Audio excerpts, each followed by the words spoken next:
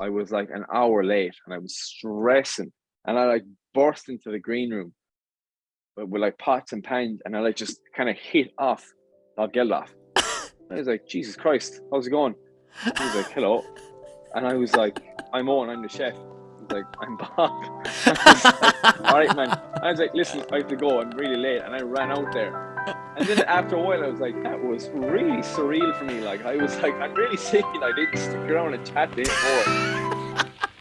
Hello and welcome back to another episode of Finnterviews. I'm your host Connor Finn, and this is a show where I get to chat to the most interesting people I know. You know Score by Now, I know Score by Now. And if you don't, you've got 2 seasons and a bit to catch up on. Yeah, so go on back, enjoy, relax, give us a 5-star rating. Remember to subscribe. On the show this week, I was thrilled to welcome on the most down-to-earth person I've probably chatted to. It was the wonderful Eoin Sheehan.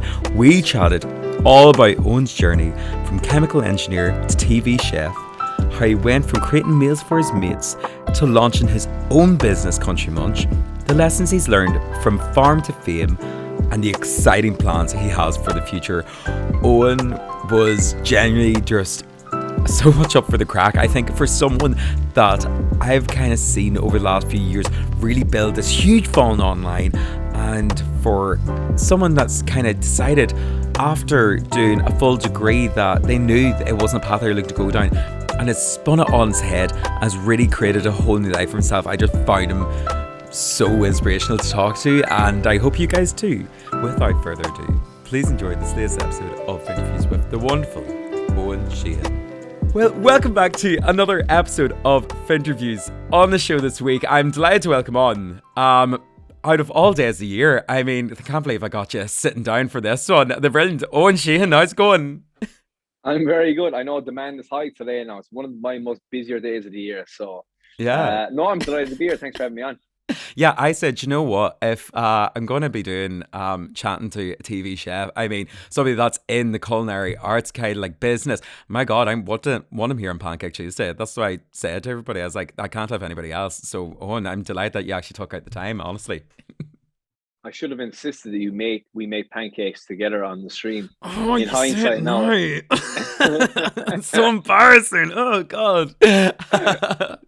No, but I suppose, like, first and foremost, on for the rare occasion that, you know, someone's listened to this that maybe I find you through come through me.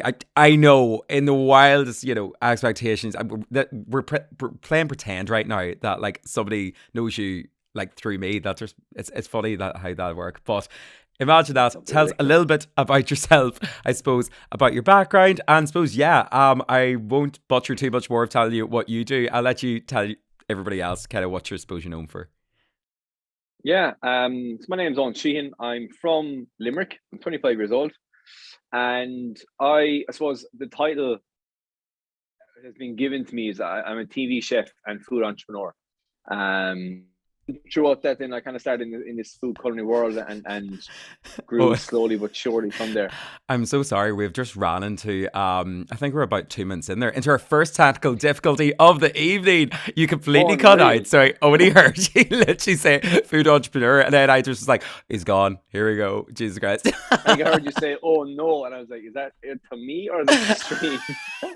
Yeah, you're like, what's happening here? Yeah, God, yeah. Well, no, I'm still recurling after the fact that we didn't prepare like any pancakes today on this. But sorry, maybe just start again and make sure that like we got our recorded. So as you're saying, food entrepreneur, but like I let you didn't hear a word after that. So I mean, you can make up whatever now. Yeah, I can't hold you accountable. Yeah. I'll tell a different lie now. Yeah. No, I'm Eoin Sheehan. I'm 25. I'm from Limerick. I'm a TV chef and food entrepreneur. What I was saying was I'm actually a chemical and biochemical engineer, Yeah. and I've never in my life worked as an engineer ever in my life. I studied that in college, hated it every second of it, and I started cooking in college, and then that took me down this crazy road and this crazy world of food. And I'm really lucky. I found some really good, cool, and avenues that are really interested me. And it's led me to what I do now. I own a business called Country Munch here in Limerick. We're a meal prep service. And I started that in college in second year, cooking meals for myself and my friends, and that grew to this kind of business now. We feed teams and corporates and the people of Limerick and all these big contracts.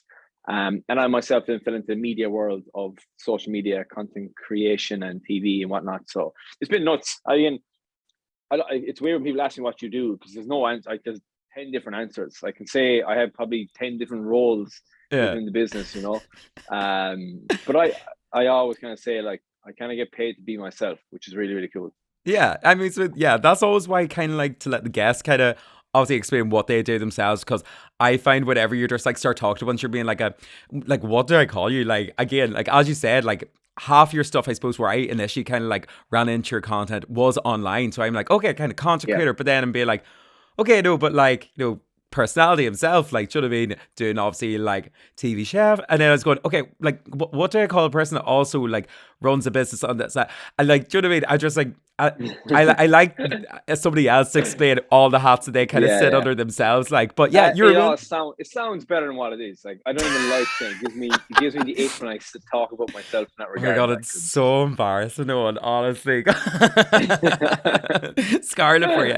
No, honestly, I mean, like as you said, I suppose you started off, like. I actually did some research before this, and no, I heard like you went into college and you're like you graduated as well. You did like chemical engineering, but like to go from such like a kind of stringent kind of path, which would like almost be like so many people's like careers after that. They're like, well, I did chemical engineering, like that's what I'm sticking on to.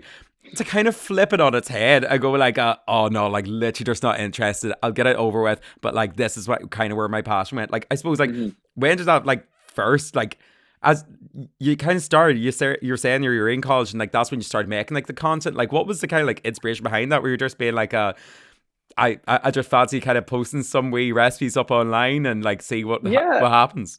it was just like, I wouldn't even call it a hobby, because I didn't even intend for it to be a hobby. Yeah, It would have stemmed from like being involved in health and fitness yeah. and playing a lot of sport, and then with that came this kind of need to know what I was eating, Yeah. just for performance. Before that, you had So, no idea.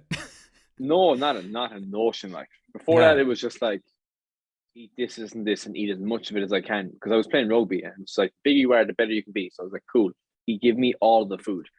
And then when I was in college, I kind of started watching what I was eating, and I Hmm. saw, the correlation between when I watched what I ate and when I ate well, I felt Hmm. better and I looked better. Yeah. So I got really into that. I got really interested by that. And I'm just lucky that, I suppose, I was just portraying that on social media. I wasn't really marketing. I wasn't Yeah. intentionally trying to sell anything. I was just updating people. And you get bits of reaction here or there, and the food stuff always hit a chord with people. Hmm. Everyone was really curious what I ate for breakfast. How did you cook that dinner? X, Y, Z. So I was kind of like, this is kind of weird. Like, why is everyone asking me what I ate? I was trying to do more gym stuff at the time. Yeah. Yeah. I was trying to be this PT, and then no one would watch my gym videos, and everyone would watch the recipe videos. So I was like, fuck me, like, okay, grand, like there must be something here. So, Yeah. and then I Yeah. kind of just turned my interest towards that a bit. And then really slowly, bit by bit, just, I suppose, accidentally started that kind of blog on Instagram. Hmm. Saw that there was traction there. I just really enjoyed it. It was just fun to interact with people, and it's a good buzz to this Yeah. day when someone takes my recipe, cooks it at home, recreates it, and Yeah. shows it to me. It's that's a really cool thing. Um, They're so like I they kind of lean absolutely. in. You just see people butchering your recipes all the time. You're like, Yeah. oh my god. You're like, no, that's really good. Yeah, yeah. Like 5 stars all No, in around. fairness, Jesus. listen, the recipes are so good you couldn't butcher them. I have to say that. I'm adding that But out. it started really organically like that. And I was cooking meals for myself, and a Yeah. friend came to me and he said, would I cook meals for him? Yeah. I was like, man, not a hope. I was like, I'm trying to be an engineer that I despise. I'm trying to play rugby. I'm trying to cook my own meals. He's like, I'll give you a tenner a meal. Yeah. I was like, 10 hour meal, 5 meals a week, 50 quid. It goes, grand, 50 quid. That'll pay for my drinks out in town in Limerick, when we go out Thursday night. I was like, grand, fine, done. And then I did it again next week, and his friend joined in. So I made 100 quid. I was like, this is absolutely mint. Oh I my made 100 quid from god. making 10 dinners. Jesus. And yeah, and then like it just grew week on week, and I did Yeah. 15 meals, then I did 20, and I would like put up a story or put up a Snapchat being like, listen, I'm cooking dinners now. Does anybody want any? And people would give me like, yeah, I'll take 5. Yeah, I'll take 2 dinners. I was like, cool, tick, tick, cooked 20 dinners, dropped in people's houses. made 200 quid. I was just like, this is the easiest thing in the world for me. And that was a kind of light bulb moment for myself, I suppose. It was kind of this awakening of like, I was slaving in college to be this engineer that I didn't like. And then I was really enjoying this hobby that was, you know, it was nothing yet, but there was promising, you know, there was something there to it. Even just my passion for it alone was intriguing. Making money was, you know, arbitrary back then because, you know, you make fuck all money regardless when you start off.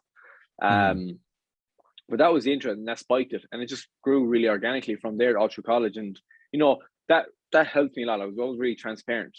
I would, you know, make YouTube videos, put up stories, and bring people along. I was like, you know, this. I would openly say, this is nuts. Like, I have no idea what I'm doing, but I'm going to try and start a food business. You guys are idiots. Can't believe you're funding me. Yeah. There's this audience watching, waiting for me to fail or fuck up, or not even in a bad way. It was nearly comedic.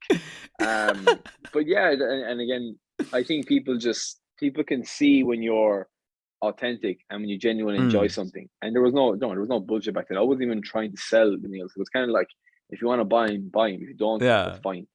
And that's always been our kind of, that's why we kind of not split the brand, but there's the brand, there's the business Country Munch, and there's me, the brand. So, you know, if we can't physically feed you, if you don't want to buy the meals, you can just watch my stories or watch my content, and you can cook for yourself, you know. So we'll either feed you or teach you to feed yourself. That's the kind of goal of everything. Yeah. Oh my God. Sorry, I love that. That's like the most like, that kind of reminds me of like a real country mum kind of way. I'd be like, you feed her, like, or feed yourself.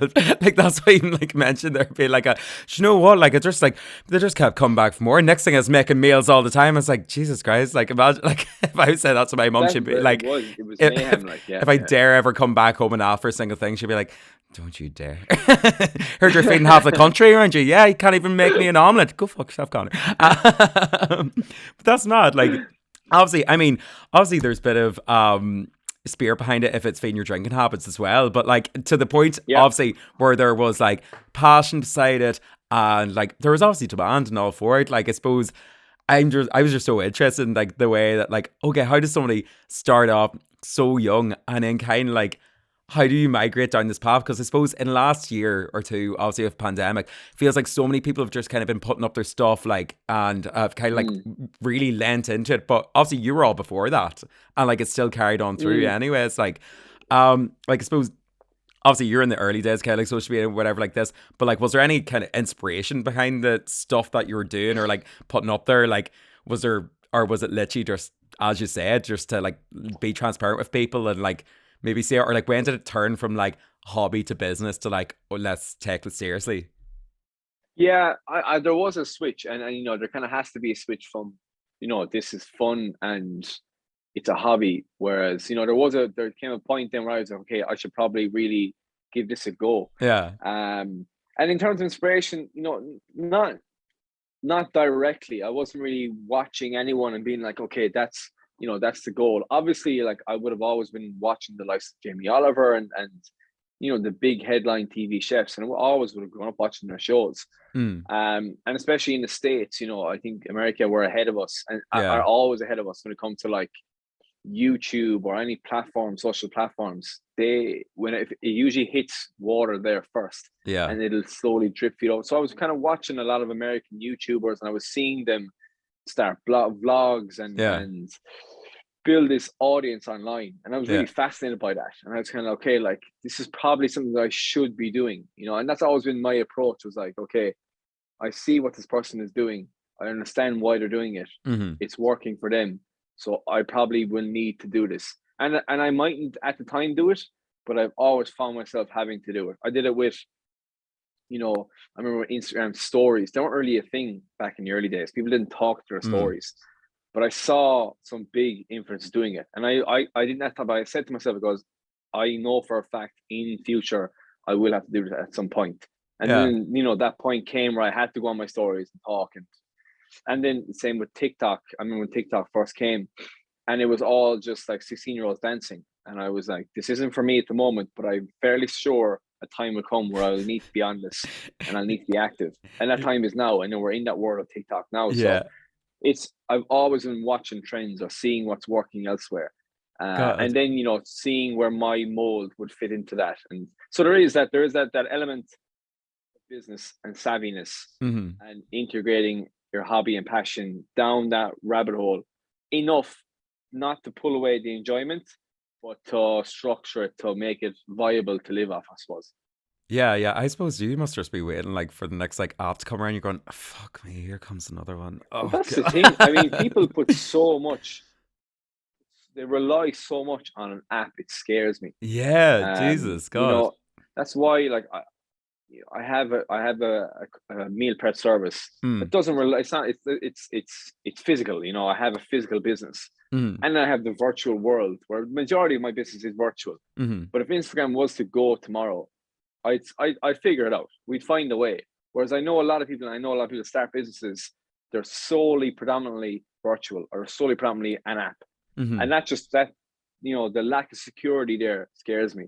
Yeah. Because they are apps, and you know, just like Vine, just like Facebook kind of petered a bit. They do run their cycles, and they do alter, and they do shift. And if you're not willing or ready to adapt and change, you'll be left behind. So it's something I see. It's something I talk a lot about, because I think people get so stuck in these. If it's going well, it's fine. Just, you know, double down, and which is correct to a degree, but you kind of have to be always ready and willing to, you know, worst case scenario. Yeah, I mean, just think about all like the Bebo businesses back in the day. They're gone to dust now. My God, Yeah, Jesus, God right? bless Yeah. them. A lot of other halves lost. Yeah, R.I.P. God, you're top 9. Jeez, get out of here. I suppose, like, obviously, you can tell just from talking to you that, like, this is like a thing that you've been like obviously passionate for now for a long time, and you know your head's so screwed onto it. But like from that kind of early years into it, what was it like whenever you started, I suppose, getting like picked up in a like, obviously whenever you're doing bits and pieces online, I feel like people are like, oh, he just does his wee bits online, or like, oh, he's just, you know, making his wee videos.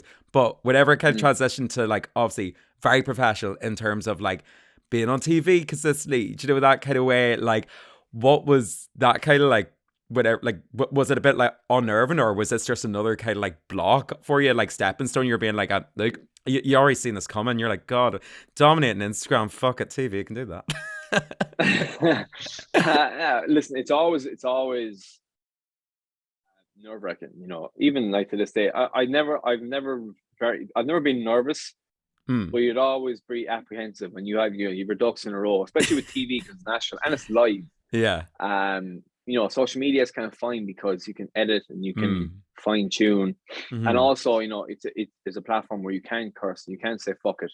Whereas on live TV, you can't really get away with that. Yeah. Why not? So you should try it. Well, it might just be your last time saying it. And I'm lucky. I mean, the show is great. The show actually really lacks. Yeah.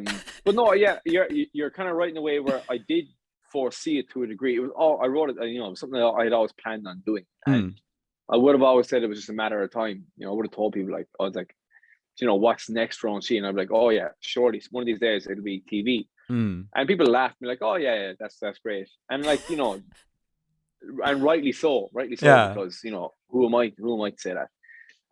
So I was delighted when I got it, obviously, and I auditioned and all that kind of stuff.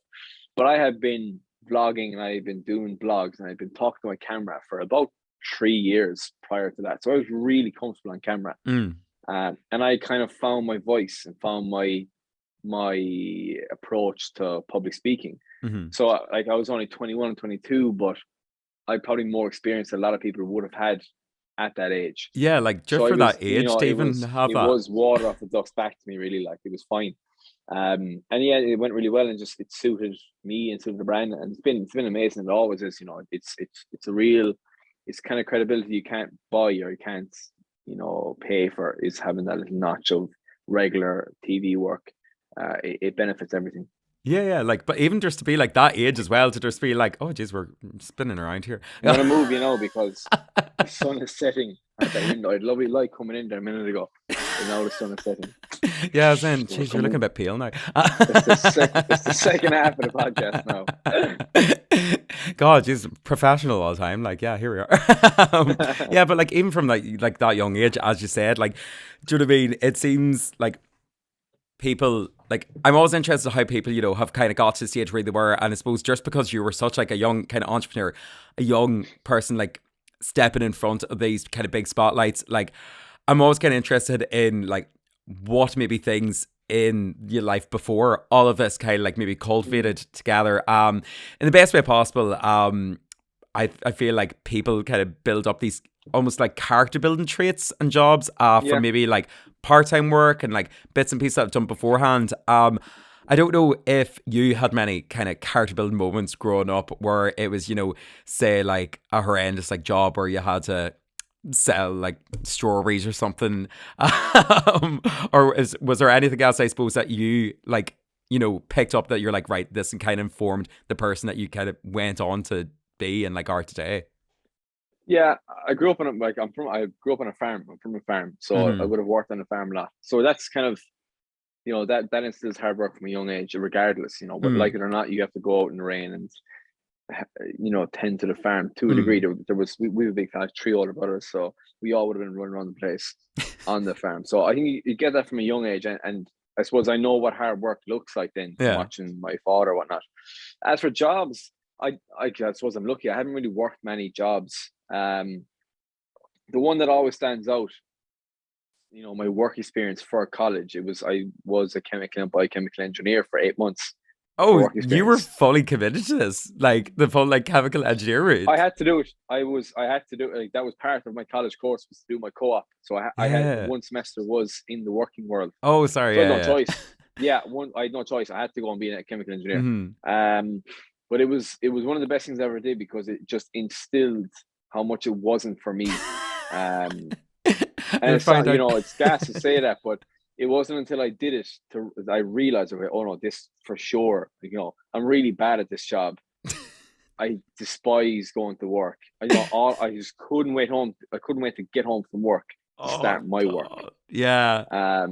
You know, and that's a real eye-opening thing. And it's one of the best things that ever happened to me, because you can kind of hum and haw and guess for a long time, but I had real life experience of, this is a shit show. I hate this job. And then after that, then it was crystal clear what I needed to do. You know, I left that work experience and I was like, yeah, I am fully certain that I want to do what I want to do. That was, you know, the biggest eye opener. And I always suggest to people is that, you know, do as many jobs as you can, because the more jobs you do, the more you'll know what you don't like. And then it's just a process of elimination then.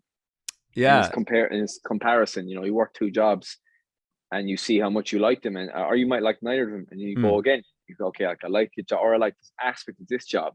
So you might focus in on that one aspect. It might be marketing in a firm, you know, whatever it may be. So, you know, a lot of that can't be taught. It has to be from experience. And I left those pharmaceutical companies known as the chef. You know, I was known as the food guy. I was never in my life called the engineer. It was always, that's Owen the chef working as a fraudulent engineer here. So all that builds character. All that, not even character, but it just instills confidence that you're on the right track. And you know, I would never fear then if it wasn't for me or not. You know, there's a fear that it might not work, which is natural, but I never worried that it wasn't something that I wanted to do. Yeah. I actually had a very similar kind of one as well. I remember for years going up saying, fuck it, I'll just be like a teacher or something like this. And the exact same thing happened. One of my first jobs, I worked at a drama summer camp doing the arts and crafts with youngest one was 3 years old, basic daycare. The others one 15, I just turned 16. I found out I hate children, knowing, and it was the happiest week of my life. I said, you know what is probably the one route that like I probably won't have to deal with them. They're like, media, yeah, that sounds fun. I can make these things. But yeah, you need one of those experiences to be like, that is just not for me. Like, I suppose, I just lucky it, and you know, I'd like the earlier you find it out, the easier it is to kind of like navigate the way around it. Sure, yeah. But I suppose obviously that was like, you know, a big kind of like part in your life where you went, no, absolutely, this is where I'm putting all my money into. This is where the route I'm going down. And with all of that in mind, like, you know, everything that's came with it, from the TV, from the kind of all the kind of Instagram, and like people obviously, you know, really supporting you, and like even from the start, whenever you know you're cooking your mates' meals, like what have there been like? What of the main standout moments like came from this kind of career that you didn't ever anticipate that, like, I suppose you never thought could have happened? Like, I Does that make suppose I sense? never. Yeah, no, it makes sense. It makes sense. But like, to the fine picture of, I never expected anything to happen because it Mm, was all just started on a whim. Obviously, I would have planned it, and I would have, I suppose, visioned what it could mm, look like. But you don't want to get too carried away with yourself. So I've been super lucky. Like, there's been so many great moments. mm, And there was just been a string of consistent, goals hit and mm. check marks hit. Um, I'd always come back to, like, speaking of something I love to do, so getting the chance to be on TV, and not so much present, but it's to meet the people on the show Yeah, every week. That was so. It was probably the most enjoyable part of my career so far, and still is. To be on TV, and every week I'm on. There's three guests there, three yeah, celebrities, and I chat with them, and we talk about anything, and I get to feed them, and it's just this real surreal. Like, I met Bob Dylan. No, Bob Geldof. Sorry, Bob Dylan. I listened a while ago. I met Bob Geldof. I was like, what the Um, fuck's Bob Dylan doing on Ireland Day? yeah, no. Sorry, Sorry, this I is actually important. I read something, an article a while ago, and Bob Dylan was in it. That's why he's in my head there. I met Bob Geldof, and Stop he was making up just lies, nuts, jeez. like. And I remember I was so late for the segment. I was like an hour late, and I was stressing, and I like burst into the green room with like pots and pans, and I like just kind of hit off Bob Geldof. I was like, Jesus Christ, how's it going? He was like, hello. And I was like, I'm Owen, I'm the chef. He's like, I'm Bob. I was like, all right, man. I was like, listen, I have to go. I'm really late. And I ran out there. And then after a while, I was like, that was really surreal for me. Like, I was like, I'm really sick, and I didn't stick around and chat to him more. And then I was like, fuck, should I have called him Sir or Richard or Bob? After I think I called him Man. But yeah, but that's one of many Mm, real pinch me moments of meeting people I would have grown up watching, or sporting heroes, all that kind of stuff on the show, and they're nearly in awe of what I do, yeah, because a lot of them wouldn't be competent cooking, yeah. and it's a real confidence boosting thing when someone that you look up to being like, geez, I don't know how you cook. I can't cook at all. I don't know how you cook on live TV. Mm, And I'm like, listen, I don't know how you do X, Y, Z. So, yeah. um, that's always something that I come back to. It's always something that I consistently enjoy time and time again. But there's been loads of highs. There's been loads of, especially with business, the highs are really high Mhm. and the lows are really low. Yeah. That you just have to take that as it comes. But I suppose, like, also, what a fun icebreaker that you can bring into every like situation. Just you can also just Mm, carry around some pots and pans in your bag. So if you want to meet someone, just like, oh fuck, sorry, I'm actually yeah. I'm actually a chef. Sorry, that's why I'm carrying all these knives. Oh god, what's your name again? Oh yeah, lovely to meet you. Yeah. Is that like that could be even used in nights out and stuff like that. Sorry, Jesus, God, drop my pots and pans. God, lovely to meet you, by the Frying pan way. with me, yeah. Oh, it's always a different frying pan on you. Yeah. That's what I was, and I know, like, you were saying it before the podcast, like we recorded, but like you did also say, oh no, like I hope you don't mind me exposing this to the listeners, that like this is probably like the peak kind of your career coming on to Finnterviews. Like I know you were like saying that you're manifesting I this wrote for a this down. while. Yeah, it's one Yeah, of my long time goals for a long time. Yeah, I'm yeah. manifesting this right now. Like I have only been doing this for like a year and a half, but like I really appreciate that just candidness, like of you being able to say that openly in front of me. And that's why I'd like, you know what, I let this person on the podcast. Jeez, who the fuck do I think I am? Like, but I suppose from the opposite end of it, maybe this is a good segue. From the opposite end of it, have there been any major like horror stories that have kind of came from working in this food online kind of business, like a rev? As you said, when the highs are really high, they're great, but when their lows are low, I mean, that kind of way. Mm. Has that mainly been in business, or like have you kind of found? I know a lot of people in kind of public spotlight in Ireland would often get like the kind of like the, oh fuck, like, oh, look at the one with the notions there now. Have you experienced any Mm. kind of like downsides from all of the success, because it has been so successful? No, I mean, I'm lucky. The world of food is quite I say safe to a degree where, Mm. you know, listen, I cook food, and whether if you like, you like. If you don't, you don't. It doesn't really bother me other than that. Yeah. It's hard to judge a person by the picture of the food on their Instagram.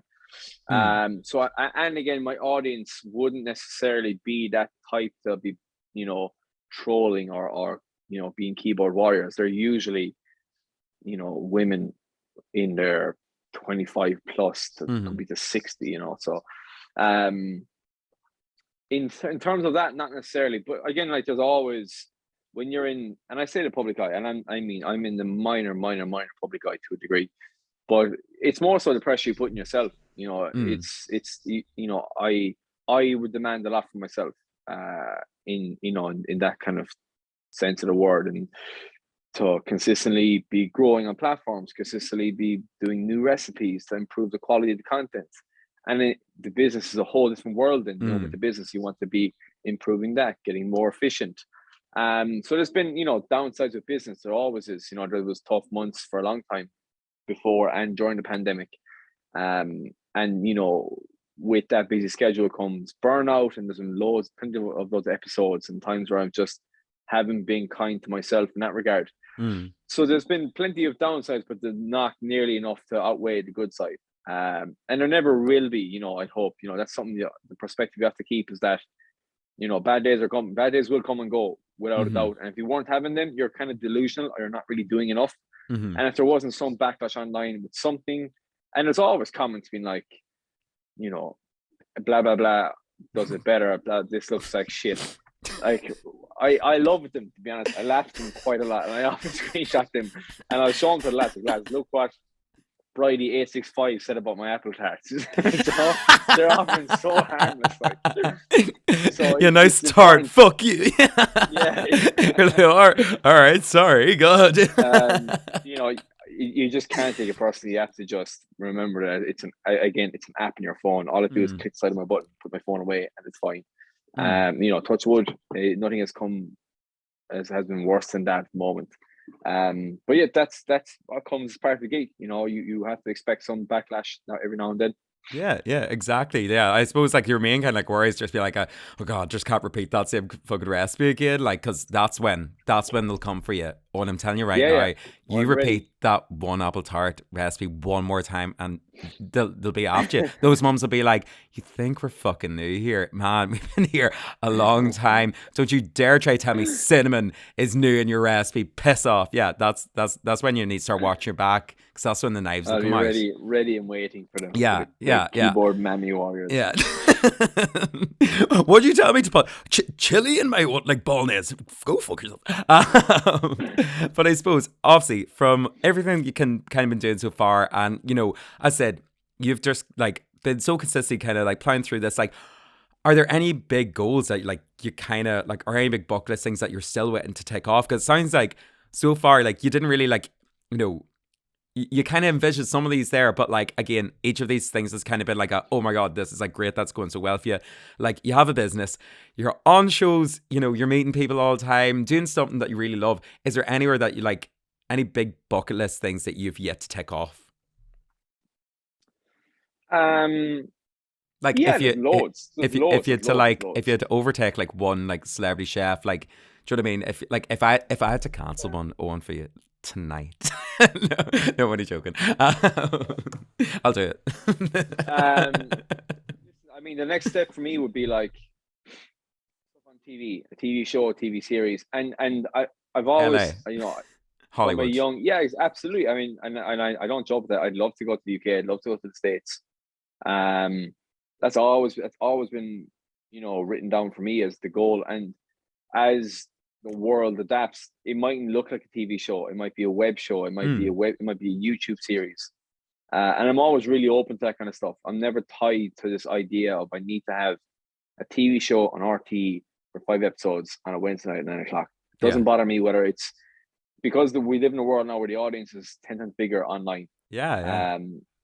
And I'll kind of go where the audience is, to be honest. So that's something that we're always looking at, and is in the pipeline, and I would say, as again, it's only a matter of time before it does happen.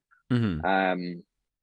And then with the business, keep growing the business, new ventures. There's always new stuff happening, new business ideas, and we built a new studio recently in Limerick, so On the there's way. gonna be a lot more content and production out of that. So there's always loads happening, which is kind of what looks like inside my head. There's always plates spinning, and if things are quiet, I get a little bit anxious, and I need to be busy and to be occupied. So,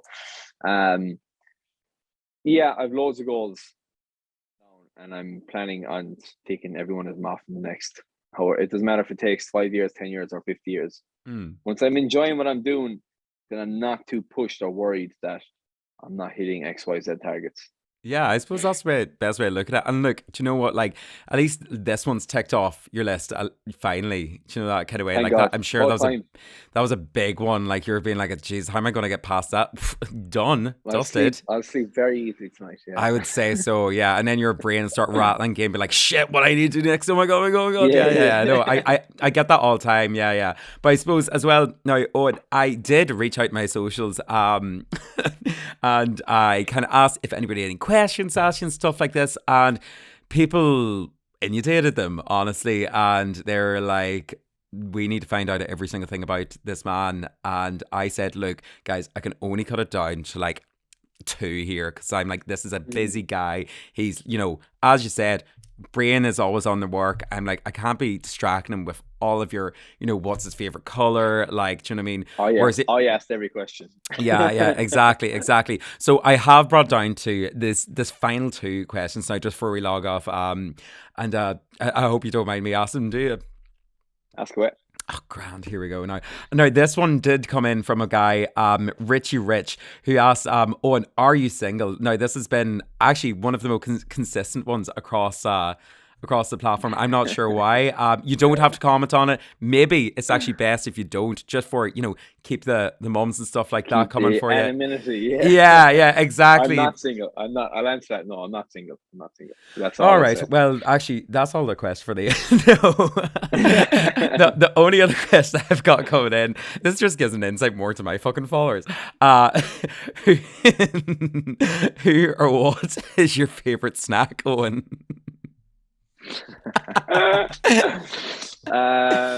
What is my favorite snack? This is going to be for the bonus episode. I give all the answers. Yeah. That's for the Patreon podcast. I'm going to answer this in my true professional PG terms, and the censored version of what is my favorite snack. What's my favorite snack? That's grand. I don't know. It's really hard. Do you know what? No, toast. I fucking love toast. I live off toast. It's quick, it's handy, and I can have it on the way out the car in the door. TV chef is like, what's your favorite? Like literally the driest thing in the sun. I just love to like. Do you like butter? No. That'll take too much time now. Jesus Christ. Yeah, but good butter toast, and I'm happy out. You're happy out. No, you're fine. Honestly, I'll just say it around it anyways. I can make up what I want in this podcast. Yeah. I'll use some of the sound bites from earlier. No, honestly, thank you so much for taking the time this evening. If people want to ask you more really fucking personal questions, where can they find you, and where can they keep up with everything Eoin Sheehan, Country Munch, all the rest of it? Yeah, cheers. So Instagram's probably the best. That's my name, Eoin Sheehan. There's lots happening there. We have free ebooks you can download on our website, owinsheehan.com. If you're in Limerick, you can order Country Munch and you can eat the food that we cook. Or we have online cookery classes.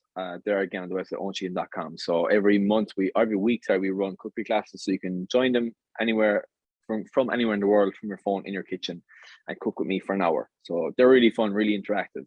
And you get to learn to cook from the comfort of your own home with me. There you go. My God, there you are. You can have you right in your own sitting room, kitchen, whatever you want. Absolutely. Yeah, wherever you're cooking at all. Yeah, a little hot plate on the go. Yeah, you'd be happy out. No, thank you so much for coming on again. And yeah, best luck with everything. Honestly, I'm just glad that you kind of took the time out of what seems like a fucking manic schedule to sit down for a chat with somebody back on the internet. And yeah, I can't wait to see where you go on from here, honestly. Not at all, man. I appreciate it. Thanks for having me on. All right, no problem, man. See you later. Bye.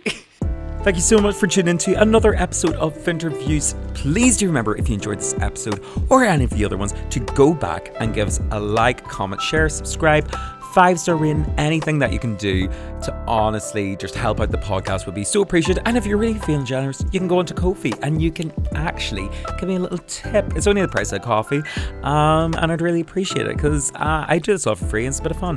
But if you really feel like support the podcast, do remember to go online, search Finnterviews podcast, Finnterviews pod, find me wherever you can on socials and give us a wee follow, give us a like, and even give us some abuse if you want to. You can give me a message and let me know who you would like to hear next on the show. But until next time, thank you so much for tuning in, and I'll chat to you later. Bye.